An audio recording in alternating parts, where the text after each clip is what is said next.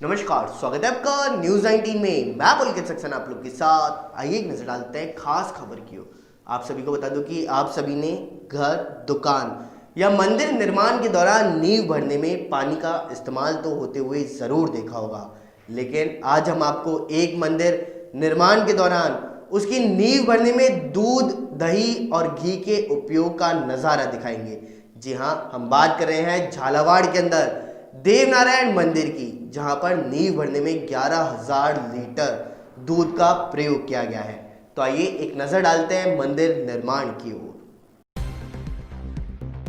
राजस्थान के झालावाड़ जिले के रटलाई इलाके में श्रद्धालुओं ने तकरीबन 11,000 लीटर दूध का इस्तेमाल करके मंदिर की नींव भरने में किया है। आपको बता दूं कि रटलाई के सावलपुरा देवनारायण मंदिर का जीर्णोद्धार कार्य चल रहा है। इसके तहत मंदिर को नया स्वरूप देने के लिए करीब 1 करोड़ रुपए से निर्माण कार्य किया जा रहा है। इसी के लिए आज मंदिर की नींव भराई का कार्यक्रम था। यह नज़ारा झालावाड़ जिले के रटलाई इलाके में बनने वाले सावरपुरा देवनारायण मंदिर की नींव भराई कार्यक्रम का है, जिसमें मंदिर की नींव को दूध, दही, घी से भरा गया है। इसके लिए ग्रामीणों ने स्वेच्छा से दूध का दान भी किया। इस नींव भराई कार्यक्रम में करीब 11,000 लीटर दूध का इस्तेमाल भी किया गया है। इसके लिए एक टैंकर में दूध भर करके मंदिर परिसर तक लाया गया, जहां पूजा अर्चना के बाद मंदिर की नींव भरने में दूध का इस्तेमाल किया गया। मंदिर समिति के आह्वान पर श्रद्धालुओं ने मंदिर की नींव दूध, दही, घी से भरने का फैसला किया। इसी दौरान कार्यक्रम में आए गुर्जर समाज के श्रद्धालुओं ने भी अपने अपने घरों से बर्तनों में दूध ला करके नींव में दूध डालकर अपनी श्रद्धा दिखाई। श्रद्धालुओं ने भगवान देवनारायण के जयकारे भी लगाए हैं। इसके पहले कस्बे में नाचते गाते लोगों ने एक शोभा यात्रा निकाली, दूध के टैंकर को मंदिर परिसर तक पहुंचाया, जहां एक पाइप के सहारे नींव में दूध भरा गया है। सेडवा से बड़ी खबर सामने आई है। आपको बता दूं कि सेडवा के अंदर बाल विकास महिला एवं आंगनवाड़ी केंद्र विश्नोइयों की ढाणी फागलिया में पोषाहार का वितरण किया गया है। साथ ही साथ आपको बता दूं कि बिश्नोइयों की ढाणी आंगनवाड़ी कार्यकर्ता केली देवी ने 3 से 6 वर्ष के बच्चों व गर्भवती और धात्री महिलाओं को पोषाहार वितरण किया है। साथ ही साथ इसी अवसर पर सेडवा के पूर्व प्रधान धीरज कुमार गर्ग व भूराराम, चेतन राम, भगवाना राम, गणपत लाल, रेशमा राम उपस्थित रहे हैं। आइए एक नजर डालते हैं राजधानी जयपुर की ओर। आप सभी को बता दूं कि पत्रकार अभिषेक सोनी की राजधानी जयपुर के मानसरोवर इलाके में निर्मम हत्या को लेकर के न्याय दिलवाने की मांग करते हुए अमर जवान ज्योति सर्किल पर कैंडल मार्च निकाला गया है। आखिर कब पत्रकार अभिषेक सोनी को न्याय मिल पाएगा, ये तो आने वाला वक्त ही बता पाएगा। तो आइए एक नजर डालते हैं पूरी रिपोर्ट की ओर। पत्रकार अभिषेक सोनी की निर्मम हत्या में आरोपियों की गिरफ्तारी और मृतक के परिजन को न्याय दिलवाने के उद्देश्य से अमर जवान ज्योति पर कैंडल पर मार्च निकाल करके लोगों ने रोष व्यक्त किया है। पत्रकार अभिषेक की हत्या में शामिल आरोपियों को तुरंत गिरफ्तार करने, मामले में कोताही बरतने पर संबंधित थाने पर कार्यवाही करने की मांग भी की गई। मृतक के परिजनों को आर्थिक सहायता दिलवाने की मांग भी की गई। अगर सरकार ने इन मांगों पर ध्यान नहीं दिया तो अगला कदम धरना प्रदर्शन और भूख हड़ताल करके सरकार को जगाने का काम किया जाएगा। करता हूं करबद्ध कि उनको भी आना चाहिए। किसी भी पत्रकार के साथ इस तरह की घटना हो सकती है। सुरक्षित पत्रकार सुरक्षित रहे, लोगों की आवाज उठाए, देश का चौथा स्तंभ है, तो कहीं ना कहीं उन पत्रकार संगठनों को भी इस जगह आगे आकर और इस मामले को उठाना चाहिए प्रमुखता से। तो इसमें क्या आप सरकार को अभी कुछ समय देंगे या कब आप इसी अवस्था गिराव? बिल्कुल 12 दिन तक का समय है। 12 दिन जैसे ही अभिषेक के पूरे होते हैं, 12 दिन बाद में हम उनके परिजन जो उनके माता पिता है उसके साथ मैं खुद भूख हड़ताल पे बैठूंगा सीएम आवास के सामने। जब तक सरकार पत्रकारों के हितों के लिए पत्रकारों के हितों के लिए तक कोई अपनी स्पष्ट मंशा नहीं रखती, उनकी मदद नहीं करती, परिवार पत्रकार सुरक्षा कानून लागू नहीं करती। छत्तीसगढ़ में लागू हो गया है, वहां भी कांग्रेस सरकार है, महाराष्ट्र में भी लागू हो गया है, वहां भी अलायंस में कांग्रेस सरकार है, तो क्यों राजस्थान में पत्रकारों के लिए एक ही समय पर 2 घटना, गिरधारी पालीवाल जी के साथ भी घटना हुई, सनी यात्रे जी को भी धमकी दी गई, एसीपी संजीव चौधरी के नाम से तमाम इस तरह की घटना सामने आ रही है। खो नागौरियन में एक दैनिक भास्कर पत्रकार के साथ भी विगत दिनों हो चुका है। तो लगातार इस तरह की राजस्थान में जो पत्रकारों के साथ हो रहा है उसमें कहीं ना कहीं सभी पत्रकार संगठनों को आगे आना चाहिए और एक जाजम पे आना चाहिए। कहीं ना कहीं छोटा पत्रकार, बड़ा पत्रकार इस तरह की बातें नहीं करनी चाहिए। सेडवा से बड़ी खबर सामने आ रही है। आपको बता दूं कि सेडवा के अंदर ट्रक व बाइक की भिड़ंत से बाइक सवार की मौके पर ही मौत हो चुकी है। साथ ही आपको बता दूं कि सेडवा धनाऊ सड़क मार्ग पर कुंदनपुरा के पास में यह दर्दनाक हादसा हुआ है। साथ ही साथ आपको बता दूं कि बाइक सवार युवक के सिर पर गंभीर चोट लगने से मौके पर ही मौत हो चुकी है। वहीं साथ ही साथ हादसे की सूचना मिलते ही सेडवा पुलिस ने मौके पर पहुंच करके मृतक को 108 से पहुंचाया था सेडवा अस्पताल। साथ ही साथ मृतक ठाकुर सिंह पुत्र नग सिंह रावणा राजपूत उम्र 22 वर्ष निवासी धनाऊ का रहने वाला बताया जा रहा है। साथ ही साथ मृतक युवक क्रिकेट में राज्य स्तर का था खिलाड़ी, जिससे पूरे क्षेत्र में खेल प्रेमियों व क्षेत्रवासियों में शोक की लहर भी छा गई है। आइए नजर डालते हैं राजधानी जयपुर की ओर। आपको बता दूं कि आज राजधानी जयपुर के साथ साथ पूरे देश के अंदर कांग्रेस का आज 136वां स्थापना दिवस है। इसको लेकर के आज राजधानी जयपुर के अंदर ध्वजारोहण किया गया है। साथ ही साथ किसान आंदोलन का समर्थन भी कांग्रेस के कार्यकर्ता करते हुए नजर आए हैं। तो आइए एक नजर डालते हैं पूरी रिपोर्ट की ओर। आज प्रदेश कांग्रेस मुख्यालय में पार्टी का ध्वज फहराया गया है। कांग्रेस आज 136वां स्थापना दिवस मना रही है। साथ ही साथ पीसीसी अध्यक्ष गोविंद सिंह डोटासरा ने पीसीसी में पार्टी का ध्वज फहराया है। इस मौके पर किसानों के समर्थन में पीसीसी से शहीद स्मारक तक तिरंगा यात्रा भी निकाली गई। इस मौके पर कांग्रेसियों ने पीसीसी से शहीद स्मारक तक पैदल मार्च किया और कार्यक्रम में पीसीसी अध्यक्ष गोविंद सिंह डोटासरा, मुख्य सचेतक डॉक्टर महेश जोशी, मंत्री प्रताप सिंह खाचरियावास समेत कांग्रेस के नेता और कार्यकर्ता मौजूद रहे हैं। इस मौके पर पीसीसी चीफ गोविंद सिंह डोटासरा ने कहा कि आज़ादी की जंग कांग्रेस के सिपाहियों ने लड़ी है। महात्मा गांधी से लेकर के तमाम कांग्रेस नेताओं का रोल रहा है। आज देश महाशक्ति बनने जा रहा है, उसमें कांग्रेस की भूमिका रही है। साथ ही डोटासरा ने बीजेपी पर निशाना साधते हुए कह दिया कि आज बीजेपी और आरएसएस ने जो माहौल खड़ा किया है वो गॉडसे को राष्ट्रपिता मनवाने पर तुले हुए हैं। पूरे करके कांग्रेस आज 136 वर्ष में पहुंच गई। प्रताप जी किस ढंग से देखते हैं आज 136वें वर्ष में कांग्रेस देश की विचारधारा है, कांग्रेस देश का धर्म है। भारत की संस्कृति और कांग्रेस की संस्कृति एक है। तो आप जानते हैं सबको साथ में लेकर चलना, सबको विश्वास में लेकर चलना, प्यार और प्रेम की बात करना, समाज में जो सबसे पीछे खड़ा है उसको आगे खड़ा है, उसको सबको एक साथ लेकर चलना, हमेशा देश की मजबूती की बात करना, ये कांग्रेस की रणनीति रही है। कांग्रेस की रणनीति पर काम करती है। आज कांग्रेस का स्थापना दिवस है। जय जवान जय किसान के नारे के साथ तिरंगा लेकर हम निकले और हमारा मकसद एक है, किसान की आवाज़ बुलंद होनी चाहिए और किसान की मांगे मंजूर। आइए नजर डालते हैं दौसा जिले की ओर। आप सभी को बता दूं कि दौसा जिले के बांदीकुई में नवनिर्वाचित नगर पालिका अध्यक्ष ने अपना पदभार ग्रहण किया है। नगर पालिका मंडल बांदीकुई के नवनिर्वाचित चेयरमैन इंदिरा बैरवा ने रविवार को पूर्ण विधि विधान से पदभार ग्रहण किया है। इस दौरान विधायक गजराज खटाना व निवर्तमान जिला प्रमुख गीता खटाना भी मौजूद रही हैं। इसी मौके पर आयोजित एक समारोह के दरमियान चेयरमैन ने बांदीकुई नगर के विकास का संकल्प लिया और कहा कि सभी चुने हुए पार्षदों को साथ लेकर वह विकास को गति देंगी। इस दौरान विधायक गजराज खटाना ने कहा कि सभी चुने हुए पार्षद अपनी प्रमुख 5 समस्याएं जाने और उनको प्राथमिकता दें। इस दौरान उन्होंने इसरदा बांध के पानी के प्रोजेक्ट पर भाजपा पर निशाना साधा।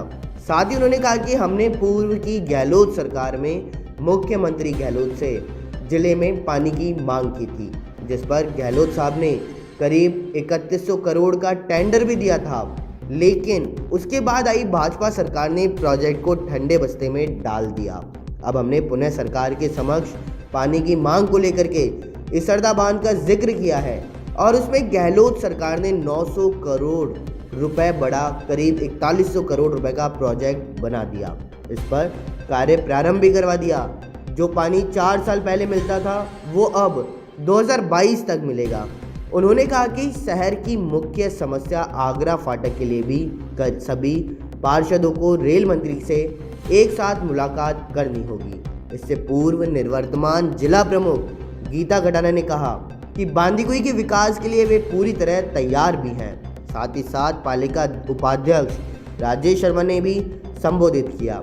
इस मौके पर CMHO डॉक्टर OP बैरवा, नगर अध्यक्ष अशोक काट, कांग्रेस ब्लॉक अध्यक्ष जयसिंह बैरवा, पूर्व पालिका अध्यक्ष पूरणमल शर्मा व अन्य गणमान्य लोग मौजूद रहे। आइए नजर डालते हैं राजसमंद की ओर। आप सभी को बता दूं कि गिनीज वर्ल्ड रिकॉर्ड तक पहुंची सोफिया खान राजसमंद के देवगढ़ महल में पहुंची। वर्ष 2019 के गिनीज वर्ल्ड रिकॉर्ड तक पहुंची सोफिया खान कल देर रात राजसमंद के देवगढ़ महल में पहुंची हैं। रात्रि विश्राम के बाद में उन्होंने अपनी टीम के साथ ब्यावर और अजमेर होते हुए जयपुर के लिए रवाना हुई। देवगढ़ पहुंचने पर होटल के जनरल मैनेजर अजीज़ खान ने उनका रजवाड़ी अंदाज में स्वागत किया। इसके बाद उन्होंने रात्रि विश्राम भी किया, लेकिन पैर में दर्द की वजह से 2 दिन देवगढ़ रुकने का कार्यक्रम रहा। आज सुबह रवाना होने के दौरान मीडिया से बातचीत में सोफिया ने बताया कि दिसंबर को दिल्ली से रन फॉर हाफ सद्दाव अभियान गोल्डन कोऑर्डिनेटर के तहत अभियान की शुरुआत की गई, जिसके तहत वे दौड़ते हुए राजसमंद पहुंची हैं। वे प्रतिदिन करीब 55 किलोमीटर का सफ़र तय करती हैं। इस अभियान का उद्देश्य वर्तमान समय में बालिका शिक्षा को बढ़ावा देना है, ताकि वे आगे चलकर अपना और अपने देश का नाम भी रोशन कर सके। अभियान के तहत कुल 6000 किलोमीटर की दौड़ की जाएगी, जिसमें दिल्ली से मुंबई, यहाँ से चेन्नई और कोलकाता होते हुए दिल्ली पहुँच करके इसका समापन होगा। उन्होंने कहा कि देवगढ़ महल की बनावट और खातिरदारी राजस्थान की परंपरा का जीवित उदाहरण है। आइए नजर डालते हैं राजसमंद की ओर। आप सभी को बता दूं कि राजसमंद में नवनिर्मित नगर परिषद भवन का लोकार्पण आज किया गया। राजसमंद के नवनिर्मित नगर परिषद भवन का लोकार्पण आज विधानसभा अध्यक्ष डॉक्टर CB जोशी, सांसद दिया कुमारी और प्रभारी मंत्री उदय लाल आंजना की मौजूदगी में हुआ है। 2.5 करोड़ की लागत से बने इस अत्याधुनिक भवन के लोकार्पण के मौके पर CB जोशी और सांसद दिया कुमारी जयपुर से ऑनलाइन जुड़ी रहीं, जबकि आंजना लोकार्पण स्थल पर मौजूद थे। आज वर्षों बाद भाजपा और कांग्रेस के स्थानीय नेता एक साथ एक मंच पर बैठे और मंच भी साझा किया। इस मौके पर राजसमंद विधायक स्वर्गीय किरण माहेश्वरी के विकास की सोच और लोकप्रियता के चलते उन्हें याद किया गया। इसके साथ ही सिंचाई विभाग काकरोली और बस स्टैंड पर 1 करोड़ 5 लाख की लागत से बने एयर कंडीशनर शौचालय का भी लोकार्पण हुआ है। वहीं ऐतिहासिक नौचौकी की पाल पर हुए विकास कार्यों का भी लोकार्पण किया गया। डॉक्टर जोशी सहित दिया कुमारी ने विकास के कार्यों में दोनों पार्टी पदाधिकारियों और कार्यकर्ताओं के एक साथ होने के लिए बधाइयां भी दी हैं। भाजपा जिलाध्यक्ष वीरेंद्र पुरोहित और कांग्रेस जिलाध्यक्ष देवकी नंदन गुर्जर दोनों के अलावा दोनों पार्टियों के पदाधिकारी और नगर परिषद पार्षद भी इस मौके पर मौजूद रहे। सांसद ने विधानसभा अध्यक्ष से रेल सुविधाओं को शुरू करने के लिए प्रदेश सरकार से सहयोग की अपील की, तो डॉक्टर जोशी ने जिला मुख्यालय पर टाउन हॉल बनाने का प्रस्ताव रखा है। उसे उदयलाल आंजना ने अगले कार्यकाल में बनाने पर सहयोग का आश्वासन दिया। कम समय में अच्छा काम हो गया, तैयार था, तो उद्घाटन का न्योता चेयरमैन साहब की तरफ से आया था। काफ़ी लंबे समय से पेंडिंग भी चल रहा था, महीने 1.5 महीने से। अभी भी आचार संहिता लग सकती है, इसलिए आज उद्घाटन कर दिया चेयरमैन साहब के निमंत्रण पर आकर के। टाउन हॉल की बात यहाँ उठी है आज। तो आइए नजर डालते हैं गडरा रोड की ओर। आपको बता दूं कि बाड़मेर में ग्राम पंचायत गडरा रोड में शमशान घाट विकास कार्य को लेकर के लाखों रुपए का घपला सामने आया है। बाड़मेर जिले की सीमावर्ती ग्राम पंचायत गडरा रोड में सरपंच एवं तत्कालीन ग्राम विकास अधिकारी शमशान घाट जैसी जगह से भी नहीं चूक पाए। इतना ही नहीं, बाड़मेर जिले की सबसे शर्मसार बात तो यह है कि एक तरफ राज्य सरकार एवं एक तरफ केंद्र सरकार शमशान घाट तक कार्य करने के लिए करोड़ों रुपए स्वीकृत करती है। वहीं कई भामाशाह लोग ऐसी जगह पर अपना धर्म निभाने के लिए लाखों रुपए भेंट भी करते हैं, परंतु ग्राम पंचायत गडरा रोड की सरपंच प्रतिनिधि ससुर एवं ग्राम विकास अधिकारी की मिलीभगत से शमशान घाट विकास कार्य के नाम पर भी 3 लाख से ऊपर श्रम के नाम पर जॉब कार्ड धारियों से जॉब कार्ड ठेके पर लेकर के राशि हड़प ली गई है, जबकि शमशान घाट में किसी भी प्रकार का कोई कार्य नहीं हुआ। चारों तरफ झाड़ियां एवं दीवार ही टूटी हुई नजर आ रही है। अंदर कमरा भी टूटा हुआ पड़ा है, जिसका कोई अंदाज़ा भी नहीं कर सकते कि सरकारी विभाग के अधिकारियों ने इनको किस प्रकार से पैसे पास करके। बड़े शर्मसार की बात तो यह है कि यहाँ लोग शमशान घाट में अपना धर्म निभाते हैं। इन्होंने शमशान घाट के नाम पर भी लाखों रुपए हड़प लिए, जिसकी किसी प्रकार की कोई भी जांच अभी तक नहीं हुई है। स्थानीय अधिकारी भी इन कन्वेक्शन पर देने हुए लगे हुए हैं। ग्रामीणों द्वारा कई बार स्थानीय प्रशासन को शिकायत भी की गई, उसके बावजूद भी स्थिति जस की तस अभी तक बनी हुई है। आइए एक नजर डालते हैं दौसा जिले की ओर। आप सभी को बता दूं कि दौसा जिले के बांदीकुई में आज कांग्रेस पार्टी के 136वां स्थापना दिवस मनाया गया है। नगर ब्लॉक कांग्रेस कमेटी की ओर से गांधी पार्क बांदीकुई में कांग्रेस पार्टी का 136वां स्थापना दिवस मनाया गया है। इस मौके पर नवनिर्वाचित चेयरमैन व वाइस चेयरमैन सहित सभी पार्षदगणों का सम्मान किया गया। इस मौके पर नगर पालिका चेयरमैन इंदिरा बैरवा ने कहा कि कांग्रेस पार्टी का इतिहास बहुत पुराना इतिहास है। कांग्रेस के सैकड़ों नेताओं ने आज़ादी के आंदोलन में अपना बलिदान दिया है। ब्लॉक अध्यक्ष जय सिंह बैरवा ने कांग्रेस के इतिहास पर प्रकाश डाल करके नगर अध्यक्ष अशोक काट ने धन्यवाद देते हुए कहा कि सभी कार्यकर्ताओं ने मेहनत करके हमारे लोकप्रिय विधायक के नेतृत्व में बांदीकुई में भारी बहुमत के साथ कांग्रेस पार्टी का बोर्ड बनाया है। इसके लिए मैं सभी कार्यकर्ताओं को धन्यवाद देता हूं। वरिष्ठ कांग्रेस नेता पंडित अंबिकेश्वर शर्मा ने कहा कि कांग्रेस पार्टी किसान आंदोलन के साथ खड़ी है। नगर पालिका वाइस चेयरमैन राजेश शर्मा ने कहा कि हम सभी बिना भेदभाव के क्षेत्र के विकास के लिए काम करेंगे। इसी दौरान संगठन जिला महासचिव पूर्णमल शर्मा, IT सेल के निवर्तमान जिला अध्यक्ष नरेंद्र बैसला, पार्षद मनोज पटेल, पुष्पा डोई, मुकेश तिवारी, रामेश्वर ठेकेदार, मनोज शर्मा सहित कई लोग वहां पर मौजूद रहे। आइए नजर डालते हैं फुलेरा की ओर। आप सभी को बता दूं कि फुलेरा के अंदर आज चाय की थड़ी पर अचानक घरेलू सिलेंडर में आग लग जाने से काफ़ी नुकसान हुआ है। साथ ही साथ वहां पर लोगों की भीड़ भी देखने को मिली है। तो आइए एक नज़र डालते हैं पूरी रिपोर्ट की ओर। फुलेरा के जोबने रोड पे लगे चाय की थड़ी में घरेलू गैस सिलेंडर की पाइपलाइन निकलने के कारण में उसमें आग लग गई। गैस एजेंसियों की लापरवाही के चलते हुए थड़ी, ठेलों व दुकानों पर धड़ल्ले से घरेलू गैस सिलेंडर काम में लिए जा रहे हैं। सिलेंडर में लगी आग से फुलेरा से जोबनेर की ओर जाने वाले यातायात को मानो ब्रेक सा लग गया हो और आसपास के दुकानदारों में भय भी व्याप्त हो गया है। फायर ब्रिगेड के आने से पहले ही बस स्टैंड के टैक्सी चालक पवन पारिक ने अपनी सूझबूझ का परिचय देते हुए सिलेंडर में लगी आग पर काबू पाया, जिसके बाद में आसपास के लोगों ने राहत की सांस भी ली है। कुछ देर बाद पुलिस ने घटनास्थल का जायजा भी लिया। राजस्थान के 21 जिलों में पंचायत चुनाव में मात खा चुकी अशोक गहलोत सरकार एक बार फिर ब्यूरोक्रेसी में बदलाव करने जा रही है। गहलोत सरकार 12 जिलों के पंचायत चुनाव और 91 शहरी निकाय के चुनाव से पूर्व एक बार फिर ब्यूरोक्रेसी को मथने की तैयारी में जुटी हुई है। अफसरों के तबादले मंत्री और विधायकों की इच्छाओं पर ही होंगे। जनप्रतिनिधियों का डिजायर मुख्यमंत्री कार्यालय पहुंच गया है। गहलोत सरकार अधिकारियों का प्रदर्शन भी देख रही है। उस पर मंथन होने के बाद IAS से लेकर के RPS अफसरों तक जब्बो तबादला सूचियां जारी की गई हैं। राज्य निर्वाचन आयोग अजमेर, बांसवाड़ा, बीकानेर, भीलवाड़ा, बूंदी, प्रतापगढ़, चित्तौड़गढ़, चूरू, डूंगरपुर, हनुमानगढ़, जैसलमेर सहित 91 निकाय को लिए मतदान करवाएगा। ऐसा माना जा रहा है कि अधिकांश तबादले इन्हीं जिलों में होंगे। राजस्थान प्रदेश कांग्रेस कमेटी की ओर से 28 दिसंबर को कांग्रेस के 136वें स्थापना दिवस के अवसर पर किसान संवाद कार्यक्रम का आगाज होगा। जयपुर में सुबह 11 बजे PCC कार्यालय में पार्टी का ध्वज फहराया गया है। इसके बाद में PCC दफ्तर से लेकर के शहीद स्मारक तक 3 कृषि कानूनों के खिलाफ में तिरंगा यात्रा भी निकाली गई। स्थापना दिवस के अवसर पर समस्त जिला, ब्लॉक और नगर मुख्यालय पर कांग्रेस जनों की ओर से तिरंगा यात्रा, फ्लैग मार्च, संगोष्ठी कार्यक्रमों का आयोजन भी किया गया है।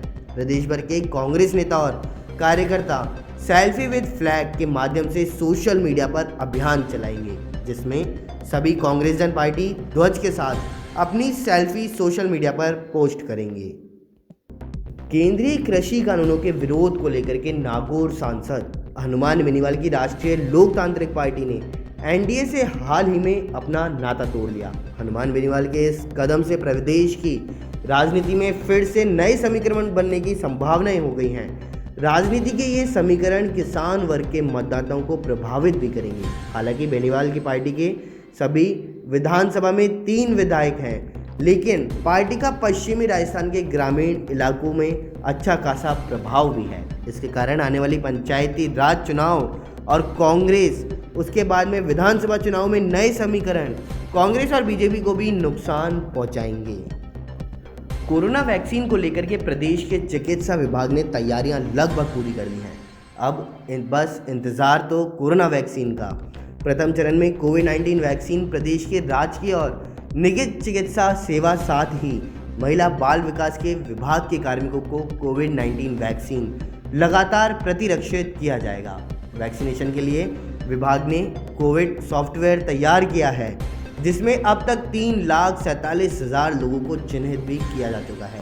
वैक्सीनेशन का काम देख रहे RCH निदेशक डॉक्टर लक्ष्मण सिंह ओला ने बताया कि राजस्थान सरकार के द्वारा कोरोना वैक्सीन आम लोगों को तो सुलभता के साथ पहुंचाने का काम तेजी से किया जा रहा है, जिसमें 2,444 कोल्ड चेन वैक्सीनेशन पॉइंट्स चयनित जिला अस्पतालों एवं सामुदायिक स्वास्थ्य केंद्रों पर किए हैं। जोधपुर, जयपुर और उदयपुर में 3 राज्य स्तरीय वैक्सीनेशन सेंटर साथ ही 7 संभाग स्तरीय वैक्सीन सेंटर बनाए गए हैं। हरियाणा की सीमा से सटे मेवात इलाके के अलवर जिले में एक मासूम की बलि देने का सनसनीखेज मामला सामने आया है। इससे पुलिस महकमे में भी हड़कंप मचा हुआ है। यहाँ के मालाखेड़ा पुलिस थाना इलाके में 11 साल के एक मासूम की हत्या कर दी है। साथ ही साथ बताया जा रहा है कि अंधविश्वास के चलते हुए इस मासूम की बलि चढ़ाई गई। बालक के नाक और कान भी काट दिए गए। बालक का शव एक खेत में पड़ा हुआ मिला है। घटना की गंभीरता को देखते हुए पुलिस अधीक्षक ने मौके पर पहुंच करके हालात का जायजा लिया है। खेत में जिस तरह बालक का शव मिला, वहां सरसों टूटी हुई मिली है, उसके नाक और कान कटे हुए मिले और शनिवार शाम को इस बालक के पिता ने उसके लापता होने की रिपोर्ट चौकी में भी दी थी। ब्रिटेन में कोरोना वायरस के नए स्ट्रेन मिलने के बाद में एक बार फिर लोगों में डर जरूर दिखाई दे रहा है, लेकिन भारत में फिलहाल कोरोना के नए मामलों में तेजी नहीं देखी जा रही। स्वास्थ्य मंत्रालय की ओर से जारी आंकड़ों के मुताबिक पिछले 24 घंटे में कोरोना वायरस संक्रमण के 20,021 नए मामले सामने आए हैं, जबकि 279 लोगों की मौत भी हुई है। नए मामले सामने आने के बाद में देश में अब तक कोरोना संक्रमित मरीजों की कुल संख्या 1,02,07,871 हो गई है। पेट्रोल डीजल के दाम में लगातार आम आदमी को राहत मिली हुई है। देश की राजधानी समेत सभी महानगरों में आज भी तेल के रेट्स में कोई बदलाव नहीं है। सरकारी तेल कंपनियों ने आज लगातार 21वें दिन कोई बढ़ोतरी नहीं की। IOCL की वेबसाइट के मुताबिक देश की राजधानी में रविवार को पेट्रोल का भाव 83.71 रुपये और डीजल 73.87 रुपये प्रति लीटर रहा। राजधानी में कोरोना वैक्सीन लगवाने के लिए अब लोगों में खासा उत्साह भी नजर आ रहा है। रविवार के दिन कोरोना से बचाव के लिए क्लिनिकल ट्रायल में वैक्सीन लगवाने के लिए विद्याधर नगर स्थित सेंटर पर लोगों की बड़ी संख्या में भीड़ देखने को मिली है। यहाँ पर कई ब्यूरोक्रेट्स ने भी दिलचस्पी दिखाते हुए वैक्सीनेशन में हिस्सा लिया। साथ ही संदेश भी दिया कि वैक्सीन से डरने की कोई भी ज़रूरत नहीं है। कोरोना से बचाव के लिए भारत में निर्मित वैक्सीन के ट्रायल का 3रा चरण चल रहा है। इस क्लिनिकल ट्रायल में लोगों को वैक्सीन लगाई जा रही है। हरियाणा की सीमा से सटे मेवात इलाके के अलवर जिले में एक मासूम बलि देने का सनसनीखेज मामला सामने आया है। इससे पुलिस महकमे में भी हड़कंप मचा हुआ है। यहाँ के मालाखेड़ा पुलिस थाना इलाके में 11 साल के एक मासूम की हत्या कर दी गई। बताया जा रहा है कि अंधविश्वास के चलते इस मासूम की बलि चढ़ाई गई है। बालक के नाक और कान काट दिए गए। बालक का शव एक खेत में पड़ा मिला। घटना की गंभीरता को देखते हुए पुलिस अधीक्षक ने मौके पर पहुंच करके हालात का जायजा लिया। राजधानी में चल रहे किसान आंदोलन की वजह से सब्जियों के भाव में इजाफा देखने को मिल रहा है। आंदोलन की वजह से कई रास्ते प्रभावित भी हैं, जिसकी वजह से सब्जियों की आवक भी प्रभावित हो रही है। प्याज और टमाटर समेत अन्य हरी शाक सब्जियों के दाम में बीते 2 दिनों में 1.5 गुना तक इजाफा देखने को मिला है। वहीं आलू के दाम में गिरावट देखने को मिल रही है। आपको बता दूं कि रविवार को प्याज का खुदरा भाव दिल्ली NCR में 40 रुपये किलो रहा है, तो वहीं 2 दिन पहले यह भाव 25 रुपये प्रति किलो था।